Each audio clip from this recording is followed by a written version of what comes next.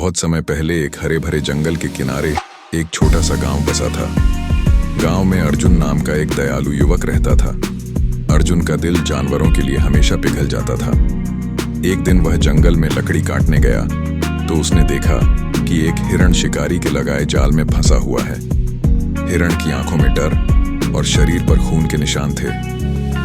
अर्जुन ने बिना सोचे समझे अपनी कुल्हाड़ी फेंकी और बड़ी सावधानी से जाल काटकर हिरण को आजाद कर दिया। हिरण की आंखों में आंसू आ गए। उसने इंसान की ओर सिर झुकाकर मानो आभार व्यक्त किया और फिर धीरे धीरे जंगल की ओर चला गया। कुछ दिनों बाद वही हिरण अर्जुन के खेत के पास आया। अर्जुन पहले तो घबराया, लेकिन हिरण उसके पास जाकर उसकी हथेली को चाटने लगा। उस दिन से दोनों के बीच अजीब सी दोस्ती हो गई। अर्जुन रोज उसे फल और पानी देता और हिरण उसे जंगल की कहानियां अपनी आंखों के इशारों और हरकतों से सुनाता। रिंस की एंट्री गांव में अर्जुन का एक दोस्त था जिसका नाम था रिंस।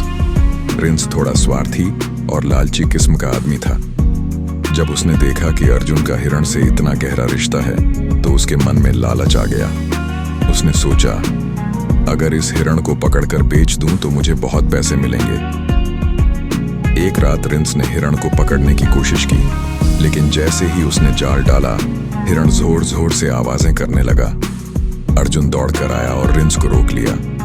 अर्जुन ने गुस्से से कहा, रिंस, यह कोई सामान नहीं है जिसे तू बेच देगा। ये मेरी जान से भी प्यारा दोस्त है। दोस्ती की कीमत पैसों से नहीं होती।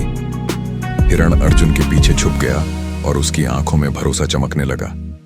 रिंस को अपनी गलती का एहसास हुआ।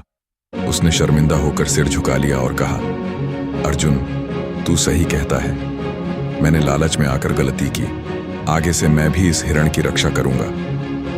दोस्ती का सबक। उस दिन से अर्जुन, हिरण और रिंस तीनों की दोस्ती गहरी हो गई। अब रिंस भी अर्जुन के साथ हिरण को फल खिलाता और जंगल के किनारे बैठकर उसकी संगति का आनंद लेता।